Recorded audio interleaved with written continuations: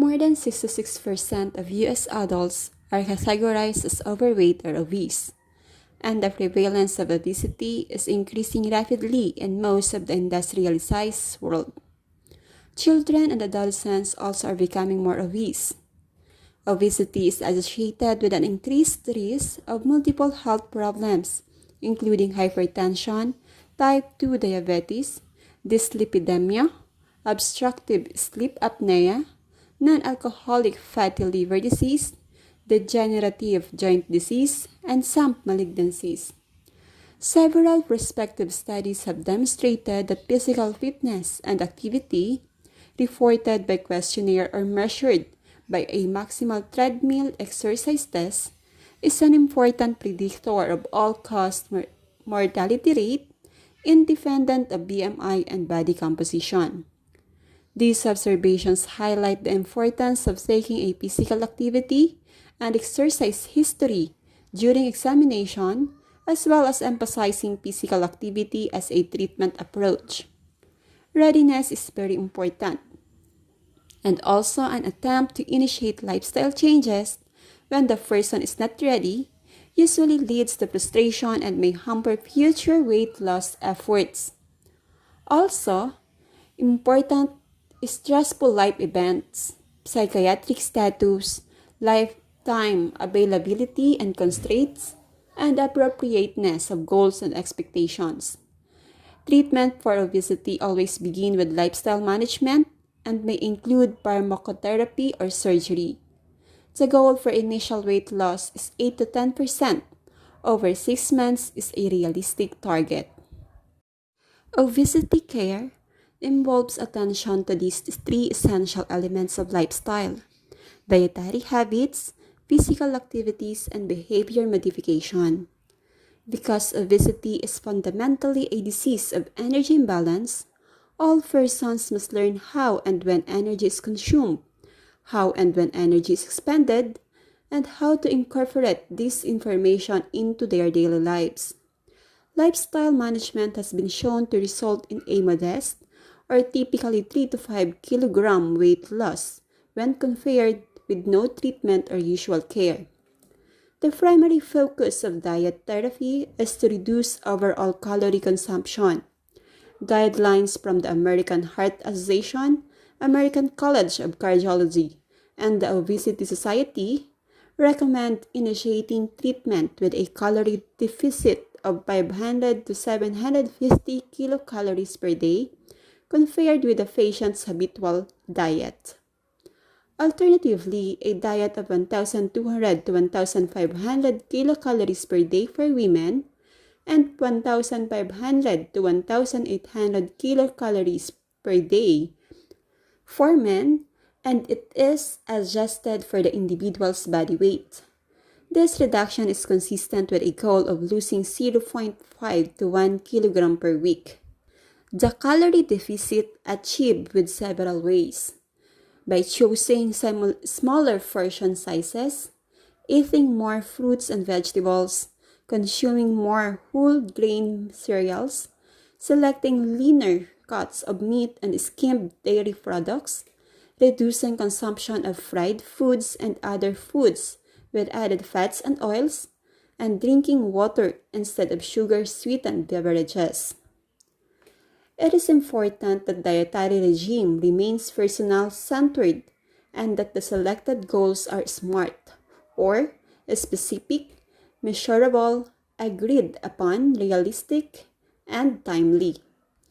According to the 2015 U.S. Department of Agriculture Dietary Guidelines for Americans, the recommendations include maintaining a diet rich in whole grains, fruits, vegetables, and dietary fiber, decreasing sodium intake to less than 2,300 mg per day, consuming fat-free or low-fat dairy products, and keeping added sugars and saturated fat intake to less than 10% of daily calories.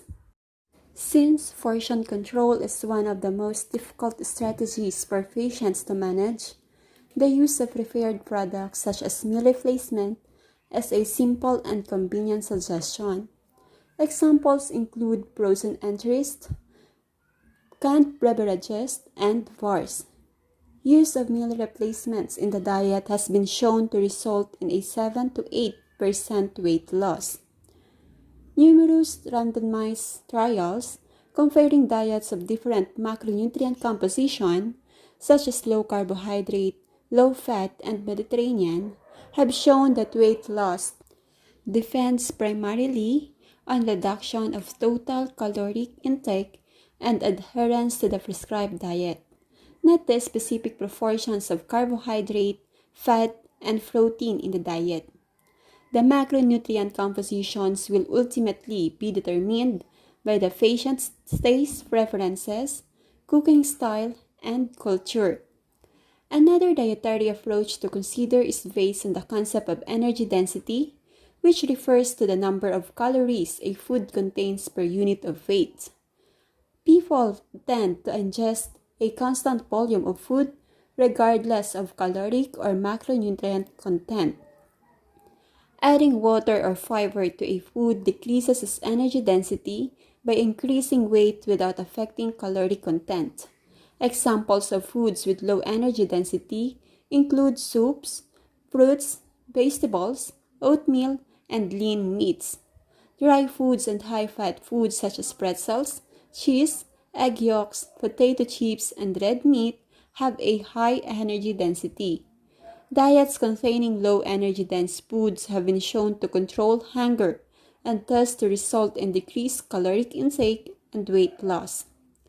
The risk for gallstone formations increases exponentially at rates of weight loss greater than 1.5 kg per week or 3.3 pounds per week.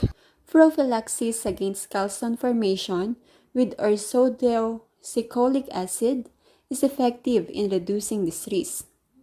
Physical activity therapy, although exercise alone is only moderately effective for weight loss, the combinations of dietary modification and exercise is the most effective behavioral approach for weight loss.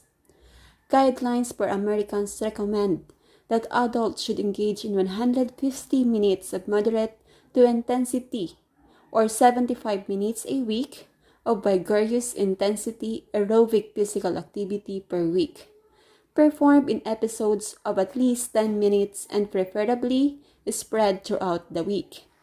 Focusing on simple ways to add physical activity into the normal daily routine through leisure activities, travel, and domestic work should be suggested. Examples include brisk walking, using the stairs, doing housework and yard work, and engaging in sports.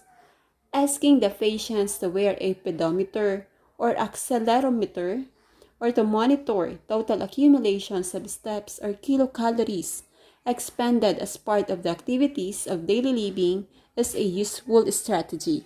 A high level of physical activity is often needed to lose weight and sustain weight loss. These exercise recommendations are daunting to most patients and need to be implemented gradually. Cognitive behavioral therapy is used to help change and reinforce new dietary and physical activity behaviors. Strategies include self-monitoring techniques such as journaling, weighing, and measuring food activity. Stress management, stimulus control, such as using smaller plates, not eating in front of the television or in the car, developing more positive and realistic thoughts about themselves. When recommending any behavioral lifestyle change, the patient should be asked to identify what, when, where, and how the behavioral change will be performed. When an anti-obesity medication is prescribed, patients still need to be actively engaged in lifestyle modifications. Medications for obesity have traditionally fallen into two major categories: appetite suppressants and gastrointestinal fat blockers. Four new anti-obesity medications have been approved by the U.S. Food and Drug Administration or FDA since 2012. Lorcaserin, Phentermine, or Topiramate. Extended release naltrexone sustained release (SR), bupropion (SR), and liraglutide. Gastrointestinal fat blockers reduce the absorption of selective macronutrients such as fat from the gastrointestinal tract. PEN or TPM is a combination drug that contains a catecholamine releaser and an anticonvulsant. Topiramate is approved by the FDA as an anticonvulsant for the treatment of epilepsy and for the prophylaxis of migraine headaches. Weight loss was identified as an unintended side effect of topiramate during clinical trials for epilepsy. Lorcaserin is a selective 5-HT2C receptor agonist with a functional selectivity 15 times that of 5-HT2A receptors and 100 times that of 5-HT2V receptors. This selectivity is important since the drug induced valvulopathy documented with 2 other serotonergic agents that were removed from the market. By activating the 5-HT2C receptor, lorcaserin is thought to decrease food intake through the pro-ophiomelaanocortin system of neurons. Orlistat is a synthetic hydrogenated derivative of a naturally occurring lipase inhibitor, lipostatin, that is produced by the mold Streptomyces. Toxicity.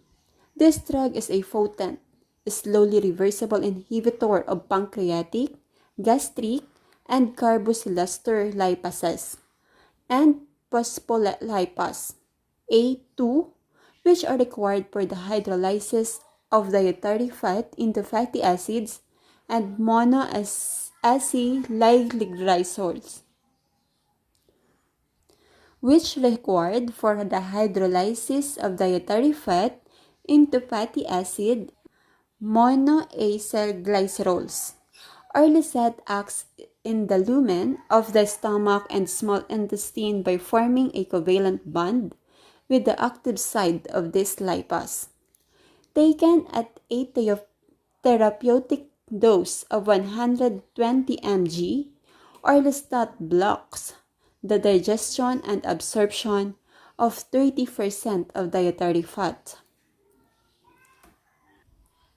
And discontinuation of the drug, fetal fat content usually returns to normal within 48 to 72 hours.